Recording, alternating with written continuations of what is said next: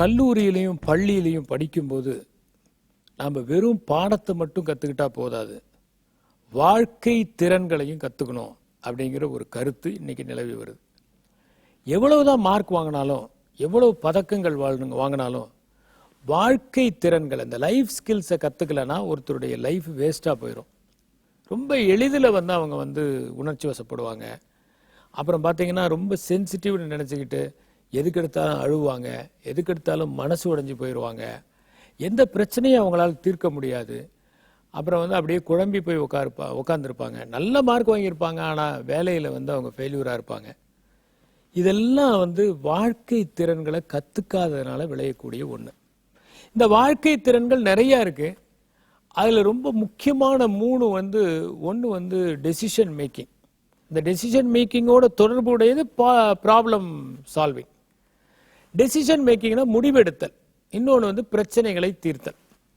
இப்போ முடிவெடுக்கிறது அப்படிங்கிறது அவ்வளவு ஈஸியான விஷயம் இல்லை.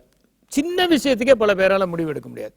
வீட்டுக்கு வருவாங்க, காஃபி சாப்பிட்றீங்களா டீ சாப்பிட்றீங்களா அப்படின்னு கேட்டால், எதா இருந்தாலும் பரவாயில்ல கொடுங்க. இல்லைங்க, காஃபியும் இருக்குது டீயும் இருக்குது, உங்களுக்கு எது வேணுங்க?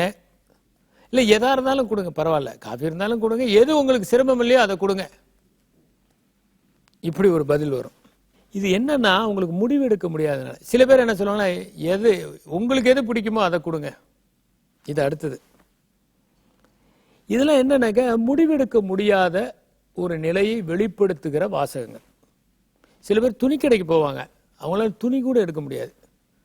பக்கத்தில் இருக்கவங்கள இது எனக்கு நல்லா இருக்குமா பார்த்து சொல்லுங்க. வேற யாராவது முடிவெடுத்தா பரவாயில்ல, நான் எடுக்க மாட்டேன். ஏன் அப்படின்னா, நாளைக்கு அந்த சட்டை சரியா இல்லைன்னு வச்சுக்கோங்க, நான் எடுக்கலைங்க, அவர் தான் எடுத்த கொடுத்தாரு அப்படின்றாங்க. அதே மாதிரி வீட்டில் என்ன சமைக்கிறதுங்கிறது கூட மற்றவங்கள கேட்கறது, அல்லது யாராவது உதவி கேட்டு வந்தால் செய்யலாமா வேணாமான்னு கேட்கறது.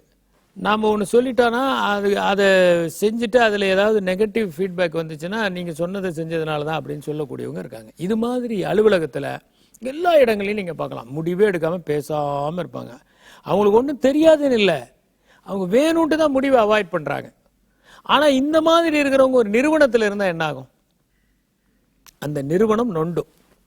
அப்புறம் கொஞ்ச நாள் கழித்து விழுந்துடும். உடனடியாக முடிவெடுப்பதும், தேவையான இனங்களில் நன்றாக யோசித்து தெளிவாக முடிவெடுப்பதும் அவசியம். சொந்த வாழ்க்கையிலே முடிவெடுக்க முடியாதவர்கள் தன்னுடைய பொது வாழ்க்கையில் எப்படி முடிவெடுப்பார்கள்? சொந்த வாழ்க்கையிலே முடிவெடுப்பதற்கு திணறுகிறவர்கள் பணியில் எப்படி முடிவெடுப்பார்கள்? நிறுவனங்களில் எப்படி முடிவெடுப்பார்கள்? இது ஒரு கேள்வி. முடிவுகளை எடுப்பதும், சரியான முடிவுகளை எடுப்பதும், துரிதமாக எடுப்பதும், எடுத்த முடிவை செயல்படுத்துவதும் அவசியம். ரெண்டாவது நான் சொன்ன ப்ராப்ளம் சால்விங்னு ஒரு விஷயம். இப்போ நீங்கள் பார்த்தீங்கன்னா, ஒரு பிரச்சனை வந்துச்சுன்னா நிறைய பேரால் அதை தாங்க முடியாது. அது ஒரு ஒன்றும் இல்லைங்க, காலையில் ஒரு சர்வெண்ட் வரலன்னா அப்படியே கன்னத்தில் கை வச்சு உட்காந்துறவங்க இருக்காங்க. சரி, இன்னைக்குங்க ஏதோ ஒரு கிரைண்டர் ஒர்க் பண்ணல அல்லது மிக்சி ஒர்க் பண்ணல, உடனே அப்படியே உட்காந்துருவாங்க.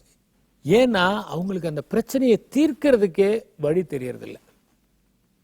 இந்த மாதிரி இருக்கிறவங்க ஒரு இடத்துல வேலை செய்யும் போது ஒரு ப்ராப்ளம் வந்துச்சுன்னா எப்படி சால்வ் பண்ண போறாங்க?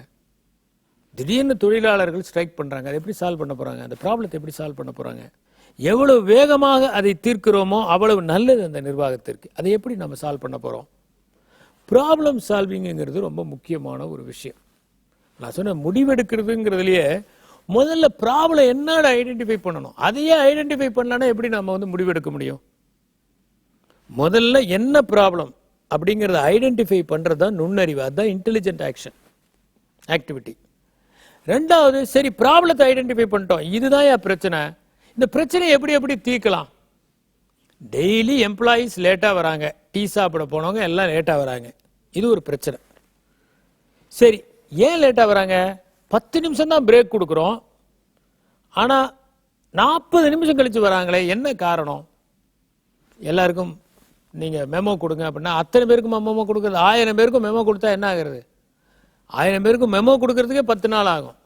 அப்புறம் அதுக்கு ரிப்ளை வாங்கி அதை ஸ்க்ரூட்டனைஸ் பண்ணி எவ்வளோ டைம் வேஸ்ட் ஆகும்? எல்லாரும் லேட்டாக வராங்கன்னா ஏதோ ஒரு விஷயம் இருக்கு. என்னையா ஏன் லேட்டாக வராங்க? சார் ஒன்றும் இல்லை சார். சொல்லுங்கள், பரவாயில்ல சார், நம்ம ஆஃபீஸில் டீ கொடுக்கறதுக்கு வசதி இல்லை சார், அதில் எதிர்த்தாப்படி இருக்கிற டீ கடையில் சாப்பிட போகிறாங்க, 1000 பேரும் ஒன்றா போகிறாங்க சார், அதனால் லேட் ஆகுது. இப்போ என்ன பண்ணணும்? 1000 பேரும் லேட்டாக வராங்கன்னாங்க, அப்போ நம்மளே ஒரு கேன்டீனை ஸ்டார்ட் பண்ணால் என்ன? இது ஒரு யோசனை. இன்னொரு யோசனை, நாமளே கேன்டீனில் பண்ணது மட்டும் அவங்கவுங்க சீட்டுக்கே கொண்டு போய் கொடுத்துட்டா என்ன? இது ஒரு யோசனை. இது மாதிரி நம்ம என்னென்ன அந்த ப்ராப்ளத்தை சால்வ் பண்ணுறதுக்கான வெவ்வேறு விதமான சொல்யூஷனுங்கிறத யோசிக்கணும். இதுதான் டிசைன் ஆக்டிவிட்டி.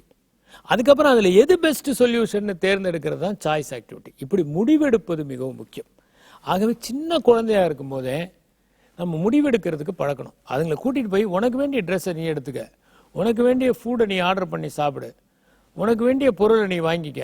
அது சாதக பாதகத்தை நீ தான் அனுபவிக்கணும். 1 வருஷத்துக்கு இதே தான், ஆனால் கம்ப்ளைண்ட் பண்ணக்கூடாது அப்படின்னு முடிவெடுக்கக்கூடிய பழக்கத்தை ஏற்படுத்தினால் அவர்கள் பொறுப்புள்ளவர்களாக வருவார்கள்.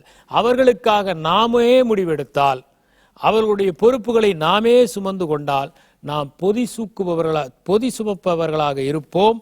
அவர்கள் பொறுப்பற்றவர்களாக ஆகிவிடுவார்கள். எனவே முடிவெடுக்க கற்றுத்தருவதும் பெற்றோர்களின் பங்களிப்பு என்பதை ஒருபோதும் மறந்துவிடக்கூடாது. சரியான நேரத்தில் சரியாக எடுக்கிற முடிவு, துரிதமாக செயல்படுத்துகிற முடிவுதான் ஒருவருக்கு வெற்றியை பெற்றுத்தரும். நன்றி, வணக்கம்.